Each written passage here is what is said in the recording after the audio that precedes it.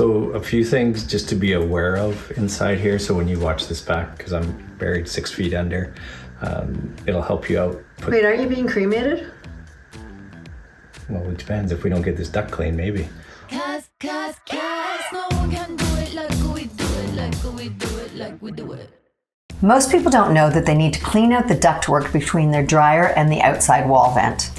I didn't realize this until I met Dale, and then he cleaned it out, and I could not believe the amount of lint that came out of there. But what I also learned is it's actually quite dangerous to not be cleaning it out. And why is that? Well, on average in Canada, there's roughly 15,000 house fires started by duct, like dryer lint in the duct. So if you think of just all that lint that you pull out, that just builds up and builds up. And you know, we have a natural gas dryer, so you got a flame in there, electric, you got heat sources, so there's potential to start the fire. So today I'm going to learn how to do this myself. It seems like a really daunting task, to be honest, but I do need to know how to do it in case Dale dies before I do.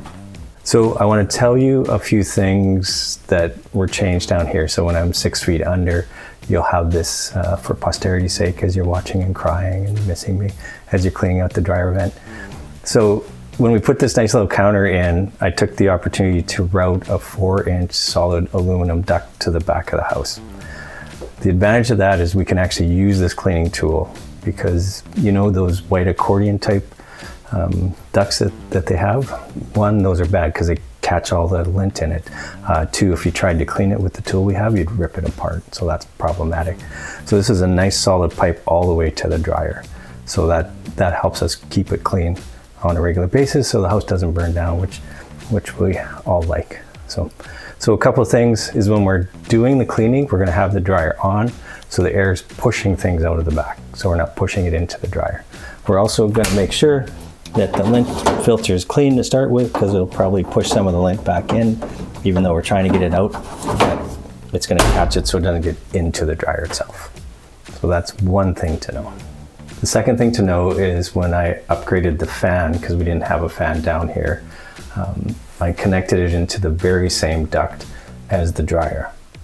Now, initially people say you shouldn't do that, but what we've done is we have, with this fan, we have a one-way valve which will prevent any air from blowing into here. Plus there's another one-way valve just behind the wall here. And the ductwork itself isn't a T, it's a Y. So as the air from the bathroom goes out, it goes around a corner and out. But more importantly, when the dryer is running, the air that's going by this Y actually draws air out of this room. It won't push air in. It works just like a venturi in a carburetor, which you're very familiar with. I know you've overhauled many carburetors in your life. But it's a venturi effect. And the importance of that is that it won't ever push stuff into the bathroom. It'll always draw out of the bathroom. Do you know why the dryer started a podcast? No. Want to air its dirty laundry. So we have this tool, so it's flexible, just neoprene, right? So they can go around the corners and all that as it goes through the ducts. And remember when we talked about it, we have two corners, one that comes in, goes down to the bottom, and then over to the dryer. So there's just two corners for it. And on the box here, you see it says 13 sections to the floor.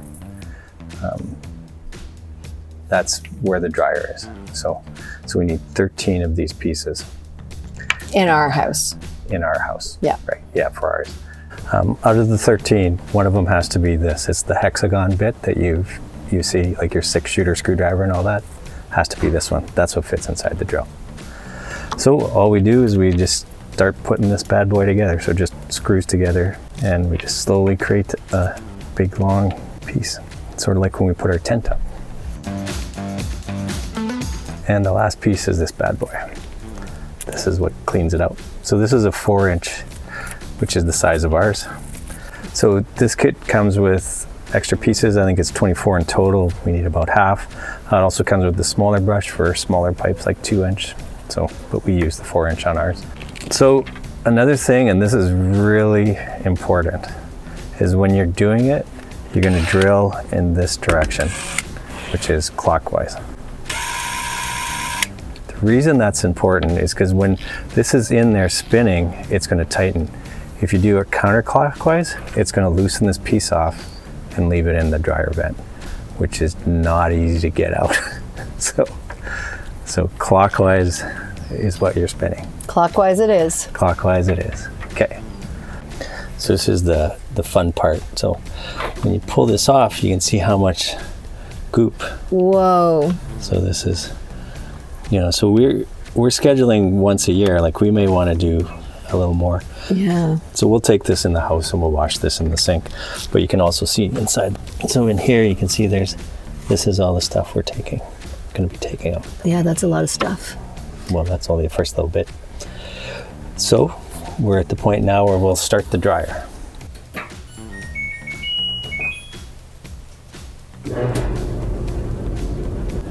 So we're going to push this down without spinning it. So we're going to take it all the way to the end so we get really close to the dryer. As you can see, there's spaces in between these. So as we're pushing it, anything we loosen off, the air will blow it past. So it's going to be behind this. And that's what we want, because as we start spinning this and we pull it out, it's going to bring all the stuff out with it. So remember when we were in the bathroom, we talked about the Y that was there? We just have to make sure that we don't go into the bathroom, we go to the dryer. So we just have to get past the Y. And how do you know you'll be past the Y? So it's about twice as long as my arm, so that's about 4 of these sections, because there's a one-way valve there as well, so you'll feel resistance. So once we get to like section 5 and 6 and it's going, you're past it. So we'll start now. Every guy's worst nightmare is like getting a colonoscopy. Oh. See the stuff coming out? I do. This is actually kind of fun. It is fun.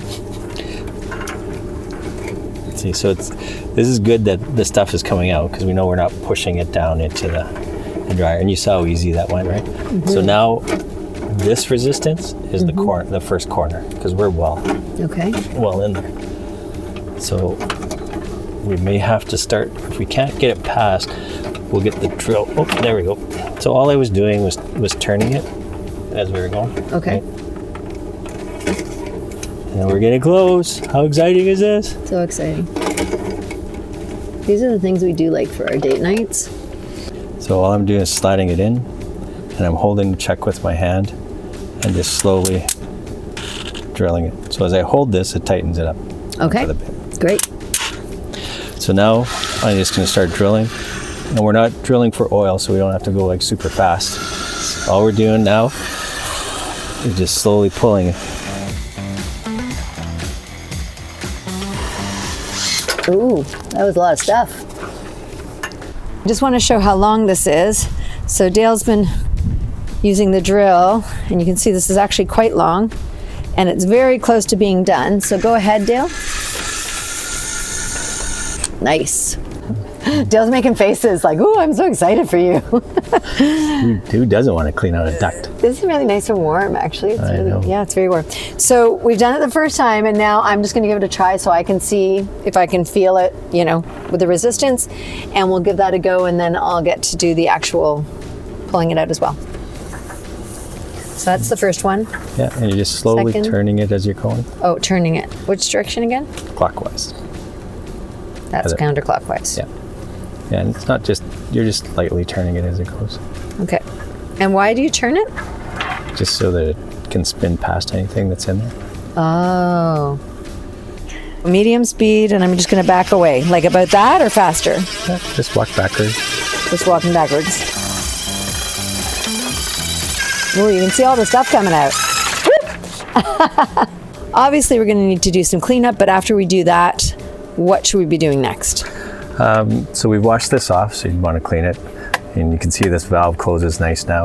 The importance of the valve is a few things. One, it keeps cold air from getting inside the house. Also, we have a screen on ours for rodents. We've got a ton of squirrels in the backyard and other vermin that walk around, so I always want to have something like this. But just as we saw all the lint, it's stuff that can get caught up in here. So we maybe will clean this a little bit more frequent, but our pipe wasn't that bad. And how do you reattach that? So this is just, it just goes right into the pipe.